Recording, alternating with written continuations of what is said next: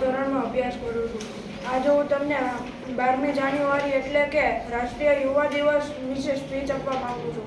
રાષ્ટ્રીય યુવા દિવસ એટલે સ્વામી વિવેકાનંદની જન્મજયંતિ. એમાં આપણે બધા યુવા દિનને ઉજવીએ છીએ અને સ્વામી વિવેકાનંદને યાદ કરીએ છીએ અને તેમના ચરિત્ર પ્રસંગોને યાદ કરીએ છીએ. સ્વામી વિવેકાનંદનું બાળપણનું નામ નરેન્દ્રનાથ દત્ત હતું. તેમની વાર્તા પણ પ્રચલિત છે. તે જ્યારે તેમના મિત્રો સાથે રમતા હતા ત્યારે તેમની વચ્ચે સર્પ આવ્યું હતું. ત્યારે તેમના બધા મિત્રો ભાગી ગયા હતા, પરંતુ નરેન્દ્રનાથ દત્ત ત્યાં લઈ ગયા અને ધ્યાનમાં બેસી ગયા. 2 મિનિટ વાર પછી સર્પ તેની ઉપર ચડીને વયો ગયો, પણ નરેન્દ્રનાથ દત્ત થોડાક પણ ન હલ્યા. તેનાથી એ સાબિત થયું કે નરેન્દ્રનાથ દત્ત એ ખૂબ એકાગ્ર હતા અને તેમની પાસે શરીરને જાળવવાની શક્તિ હતી.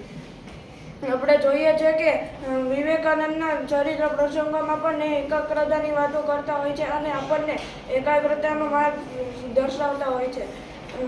તેઓ જ્યારે શિકાગો ધર્મ પરિષદમાં બોલાવા ગયા ત્યારે તેઓ ત્યાં ભારતનું પ્રતિનિધિત્વ કરવા ગયા અને ભારતનું નામ રોશન કર્યું.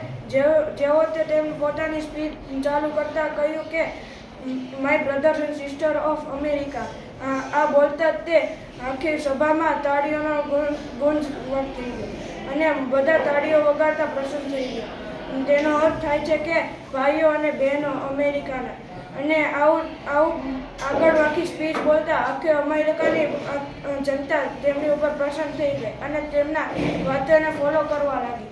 આપણને તેમના જીવનમાંથી શીખ મળે છે કે આપણે એકાગ્ર થવું જોઈએ અને આગળ વધવું જોઈએ. તેમનો એક સૂત્ર પણ પ્રચલિત છે, ઉઠો, જાગો અને ધ્યેય પ્રાપ્તિ સુધી મંડ્યા રહો. આપણે તેના જીવન પ્રસંગોમાં જોઈએ છીએ કે એકવાર સ્વામી વિવેકાનંદ ચાલતા હતા ત્યારે તેમને એક બાજુ થોડાક છોકરાઓ બંદૂકથી કંઈક નિશાનો સાધી રહ્યા હોય તેવું કરતા હતા. તો સ્વામી વિવેકાનંદ તેઓની પાસે ગયા અને પૂછ્યું કે શું કરો છો? તો છોકરાઓ કહ્યા કે અમે આ લાકડા ઉપર નિશાનો તાકીએ છીએ જે નદી ઉપર તરતી હતી.